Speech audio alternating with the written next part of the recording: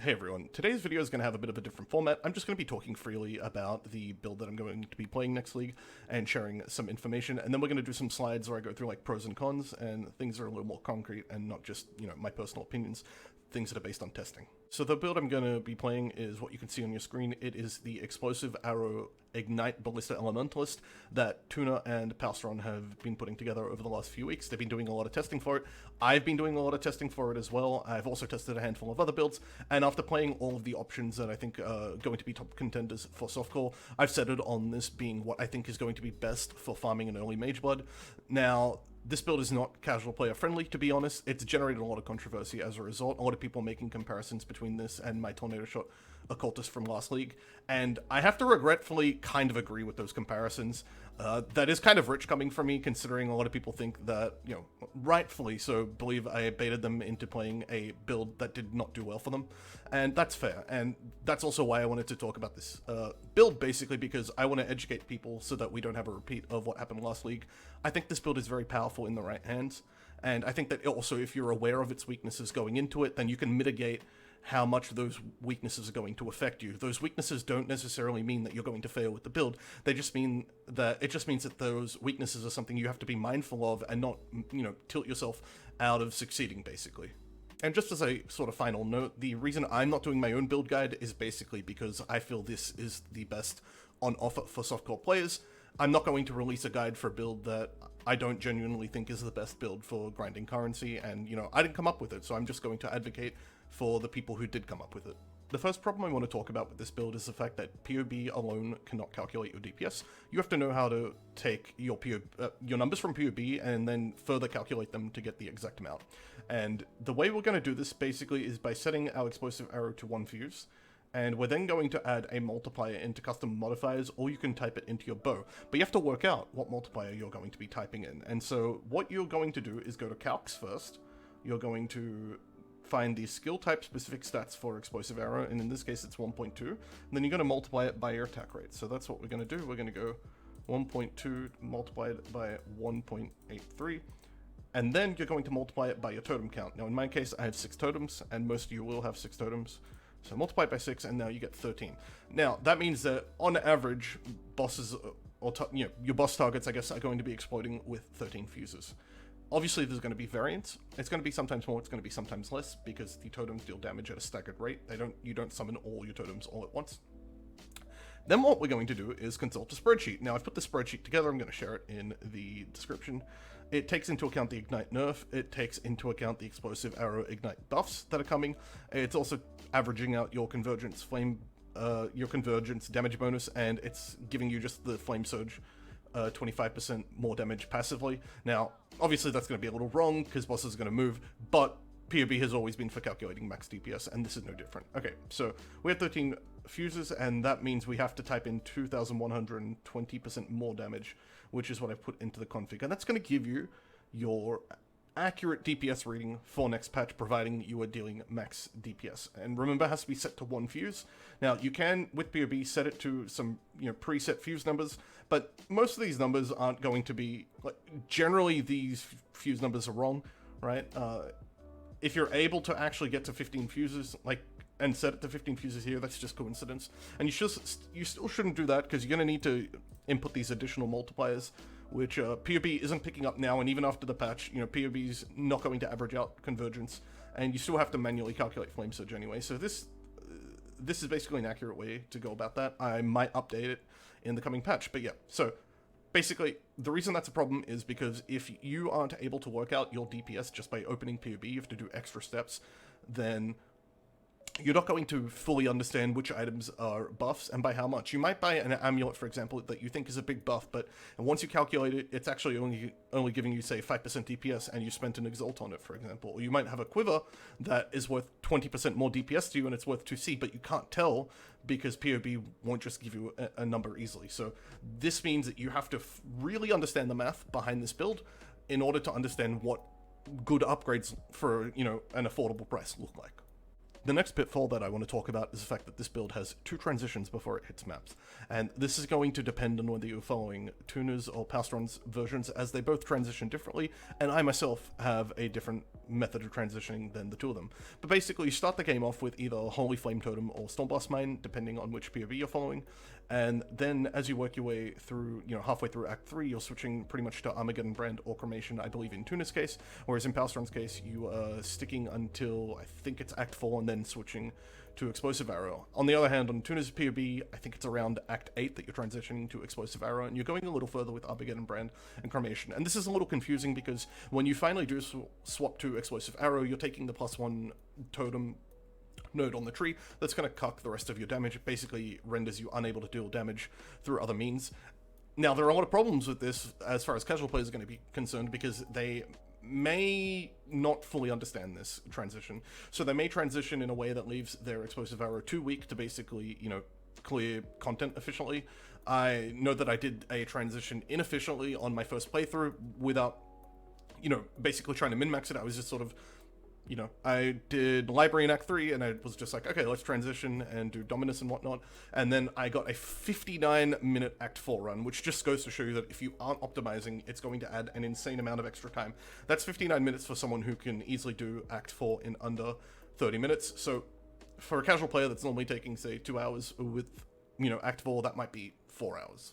The final pitfall that I want to talk about is the fact that this build does end up pretty squishy. Now, it runs like close to 20k armor and evasion when it's set up with the budget POB in the endgame, and it's still running Molten Shell, it's running about 4k life, etc. This is more than enough defenses in order to do the content that you want to do on softcore. This build is highly optimized for softcore, and that should not be understated. There are a lot of people mocking this build, saying that this build is effectively paper, and that's just not true. This build on a 20 exalt budget is doing Simulacrum just fine, and the thing is that at the end of the day, we're playing softcore, we're not playing hardcore. If you are playing softcore with the attitude that you should never be dying, you're playing softcore wrong. Now, it's okay to play the game how you want, and if you really hate dying, that's totally fine. But the thing is that if you are trying to optimize and play as efficiently as possible, you're trying to make the most amount of money, for example, or squeeze out the most amount of progress out of the game. If you are aiming on not dying, you are quite frankly just playing softcore wrong. You're going to have a lot less currency than the people who don't mind dying. Now, this is an unfortunate reality of the game. I'm actually not a fan of this, and I've been speaking out about this for quite a while. I don't like that the optimal way to play softcore is by playing effectively very squishy builds, but it is a reality, and that's what happens with this build. When you are doing high tier maps, tier 16 maps with the budget set up, and you corrupt the map and get 8 mods, you're probably going to die a few times. There are a lot of map bosses that, you have to drop a portal for, because you're probably going to die once or twice. When you're doing deli content, you're probably going to die. So I was doing some 60% deli testing for, money-making strats, and the thing is, Kosis was just giving me a really hard time. I think I was, dying 2 to 3 times each time I came across Kosis. So yeah, it's not... But that's the thing, right? That is totally okay, and as much as people are mocking the build as a result of, the fact that it dies to this sort of stuff on occasion, that's totally normal and totally fine for a good softcore build. If a good softcore build is not, or if a softcore build is not dying to that content on a budget, it's not a good softcore build, because it's being built with too much tankiness, not enough clear speed, not enough damage, and you're basically slowing down your progress, you're slowing down your currency making as a result. So I'm going to get into the pros versus the cons of the build. I feel that that's probably a better way for you to understand exactly what I'm talking about.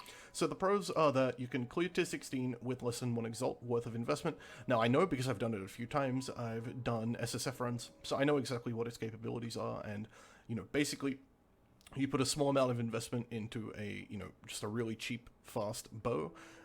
There are multiple different ways as well, so I know Stormcloud is the recommended thing, but it might be rare next league because it's getting changed with the removal of Prophecy.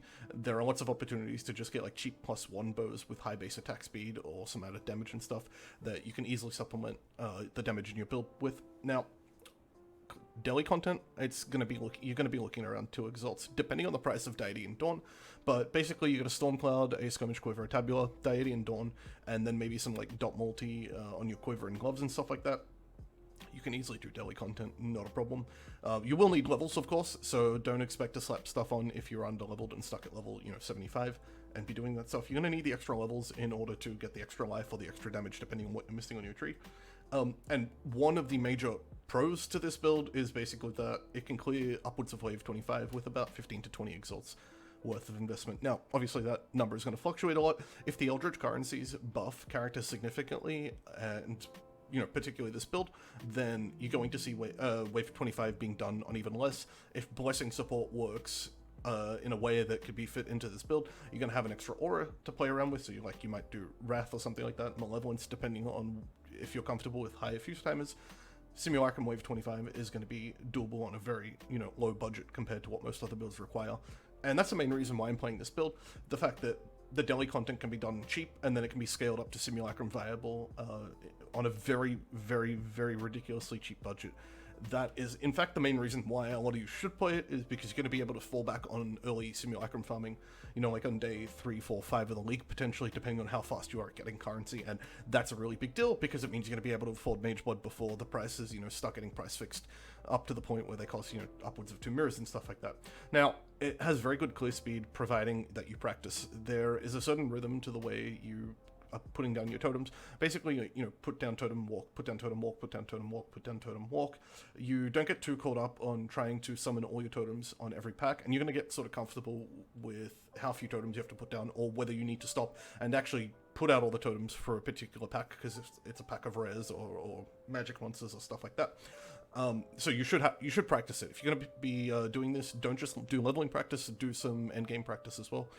Otherwise, you're going to be wasting a lot of time, and you're going to be clearing maps inefficiently. Now, the DPS scales really fast with gear, so I took my budget gear, the sub 1x level of investment, the one we calculated in the POB earlier, and then I scaled it up with all of the stuff in Tuna's high-end POB, and basically it's a 26 times multiplier on to the DPS. So basically go from like 1 million to 26 million just by getting, some relatively easy to acquire upgrades. We're talking within 15 to 20x. And I think that's pretty impressive, considering that some of the other builds I was playing with about 15 to 20x investment, they were starting to sit at like 5 to 6 million DPS. So the DPS scales really fast once you acquire gear, and that's really important if you're going to be playing a league starter. Now, it's the fastest Simulacrum viable starter. Now, I talked about Simulacrum being really important. There were a couple of league starters on my list that were Simulacrum viable, and that was like the main criteria for what I felt a juicer would want to play. Now, out of all of the Simulacrum viable builds, this was the one that was able to get to farming Simulacrum the fastest based on my testing. It does, the leveling times are pretty reasonable, so depending on whether you're a really fast or a really slow leveler, I still think 5 to 6 hours is a very, very reasonable time for a lot of you guys. Even slow people, 5 to 6 hours, is very reasonable. It can be done in under 5. And then your clear speed going on after that is pretty good, and then the amount of extra DPS that you get in order to scale up through all the content that you're going to be farming, it's just got a very nice flow to it. All of the gear is kind of accessible, and there's going to be new opportunities with Eldritch currency, as well as buffs that are coming in that we haven't even factored in yet. So it was decently easy given my simulations on the current patch. It's going to be even easier next patch, which is really good. Okay, so another pro is that you get automated damage with totems. Now, totems are basically a pro and a con. A lot of people hate totems. A lot of people do like the automated damage they provide. You can put down your totems and sort of run around. You don't have to be attacking every frame. That's a big deal for a lot of people, and I'm counting it as a pro because I think it is. It's not very reliant on influenced items, and this is really important because influenced items are going to be very expensive next league, given that they are tied behind tier 14 plus maps. So a lot of people are still counting on builds that required, Hunter Quivers and stuff like that. They're going to be a lot harder to come by, since you're not going to be encountering Hunter influence in, white and yellow tier maps anymore. You're going to be encountering them starting from the actual Conqueror maps that are dropping in tier 14 plus. So that's a really big deal. And then they're also it's not overly reliant on uniques. Now, it does gain a lot of DPS from Stormcloud. It does gain a lot of DPS from Diadian Dawn. Those things can't be helped. I don't expect these items to cost more than... they might peak at around 50C day 1. I expect them to come down after that. It's really hard to tell depending on whether the rarity of items is going to fluctuate and just how many people are going to be playing these builds. But you aren't overly reliant on uniques, and in a worst case scenario, you can work around the lack of these uniques. I did, as I mentioned, did a few SSF runs. I was playing with no uniques, no jewels, no nothing, and so you can get the content done. It's just a little harder. Now, the cons. It's not hardcore viable at all. I've talked about this. I don't think that's a requirement for a good softcore build anyway, but it is a con for some people, and it's important to know that. If you're someone who takes issue with dying a lot, then you want to keep this in mind. It's difficult to level, and you can brick the leveling. Now, I know that I didn't experience this personally, but I know from having recommended people to Juno and Palstron's guides that they did brick their leveling by taking the wrong nodes at the wrong times. So, for example, people that were not taking Shaper of Flames and then switching to Explosive Arrow, like the Ballista setup, and then not being able to ignite because they don't have enough ignite chance. So stuff like that, or getting the totem nodes, and before you're planning to transition to totems, and then your Armageddon brand and cremation does nothing, you have to refund the point. Yeah, you can definitely brick it. You can definitely make a lot of costly mistakes with the leveling, so you need to actually put time into understanding the leveling and pre-planning it, and if you aren't practicing it, then you're going to waste time on the actual league start, sitting there trying to figure out exactly what your next move is. Now, next con is that it's hard to understand the upgrades. I've gone through this already. I've put together weighted sum searches. I'm not planning on sharing them with the public at the moment, since I want to use them to get an advantage over other players. And, I think I'm entitled to that. But basically, I put together weighted sum searches, and even using the weighted sum searches, it's still going to be a little difficult identifying the best upgrades for the best price. And so I can imagine people that don't have this mathematical understanding of the build, and people who don't have access to weighted sum searches because they don't know how they work, or they don't, want to put in that amount of effort, they're going to have a much harder time. So, as a little experiment, I took a few casual viewers and I showed them some examples of items that, these were people who were planning on playing Explosive Arrow Ballista and had some knowledge of the build since they had perhaps done a tiny bit of practice or played in the past. And I asked them to pick which items they felt were worth buying, and I picked some prices, based vaguely on how much I expected these items to cost. And basically everyone picked wrong. Everyone overestimated certain items as being worth way more than they actually were, and a lot of people underestimated other items that were worth way more than they thought. So it's no doubt in my mind people are going to misunderstand how to upgrade efficiently, and that's going to be a problem, since a lot of people are just going to be weaker than they could be. Now, you can't clear Cirrus on day one in SSF gear. I know this because I did an SSF run. I've done it for a few different builds now, and I've watched other people do these SSF runs where basically you start on a fresh SSF sort of like character where you migrate all on your SSF to trade. Then you start fresh SSF character and you try and race to Cirrus. And so I think like Tai's will record time is something like between 8 and 9 hours, but I know that like what's considered a good time by a lot of Trade League players who are planning on playing builds that they can scale up to uber content, not just race to Cirrus with. I believe like 16 to 18 hours is considered a good time. This build just can't do it. You simply can't kill an A8 Cirrus, and it even struggles with A5 Cirrus with no uniques and stuff like that. So it's going to really struggle if you're the kind of person who just refuses to trade. If you refuse to trade, maybe play Bane, maybe play EDC, stuff like that. This build requires trading. You're playing Trade League at the end of the day, so, I mean, I don't know what you're doing if you're playing SSF and Trade League, but maybe you should play SSF, like, that's actually a thing. Can't calculate the DPS of PUB, we went through that, not going to be able to do that, you got to do the extra steps I outlined in this video. I'm going to provide the spreadsheet in the description. It's not casual friendly, that's all we've been talking about, really. If you're a casual player, and you do want to play this build because you understand it's strong and you want to get a leg up on other people, what I highly recommend is that you sit in Tuna or Palstron's streams. They're going to be streaming on League Start. They are both very knowledgeable players. I have analyzed their POB work on multiple occasions in the past. I respect them both. I think they are both very good at min-maxing POBs. They have their own strengths. They have their own sort of play styles and whatnot that I think are worth it. They're both going to be very knowledgeable and very helpful if you go to their streams and you just ask for a bit of help. And even if they, maybe are too busy and focused on the game, their chat will surely be able to help you, since most of their chat will also be people who are following the build. So just being a casual doesn't mean you can't play the build. It just means that you have to be aware of all these extra things. And finally, you're not going to clear the campaign in world record times. I've tried. There are a lot of things that just slow you down with the way this build works. That doesn't mean you're going to be doing like what my Tornado Shot Occultist ended up doing, where you're getting like 10 to 12 hour campaign times. 5 to 6 hours is much more reasonable. I'm just going to give some closing thoughts, I guess, and that's basically that.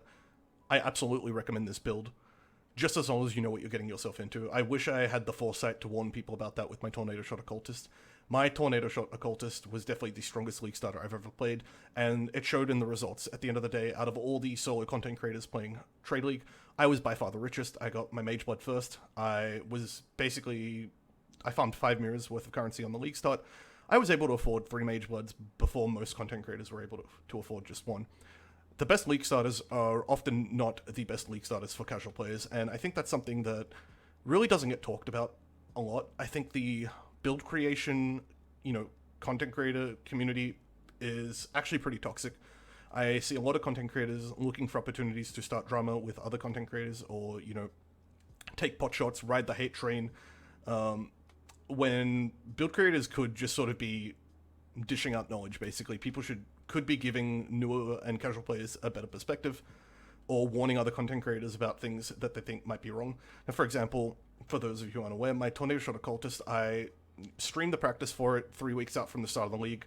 I put in a good 100 hours into, work on it, and then things just basically fell apart when the tree got reworked, and I had failed to understand that the leveling path for that build was kind of scuffed. And then when you layer on all the extra complications, similar to what this build has, where if you don't know exactly how to min-max it, you're basically destined to fail with it, then it led to a lot of people basically feeling like I had ruined their league start, and rightfully so. A lot of these people are still angry at me, and you'll still see their comments in my videos, and I actually feel that they're justified in being angry at me, which is also why I'm making this video, so that people understand what they're getting themselves into. This build is absolutely great, in my opinion. At the end of the day, I'm playing it. I'm one of, if not the top solo content creator for a trade league. I have a pretty consistent record of making absurd amounts of currency in short periods of time. And at the end of the day, if you're looking to emulate me, you should probably be looking at playing the same build as I'm playing, and I'm playing Tuner and Palstron's build this time. It's a wonderful build. I highly recommend you give it a look. I'm putting the guides in the description of this video.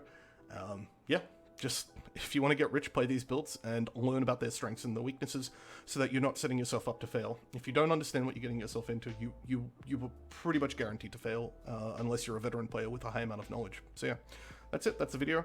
I will catch you guys probably in the next reveal, or maybe after the start of the league. I'm planning on doing a lot of currency videos, and maybe later in the league when things have died down, I might do some build content, but I definitely don't want to do league start build content. I think it's just very toxic, and there are a lot of content creators out there that are like looking for opportunities to start drama and stuff like that, and I just don't have room for that in my life at the moment. But yeah, definitely play this build. If you can handle it, definitely do it.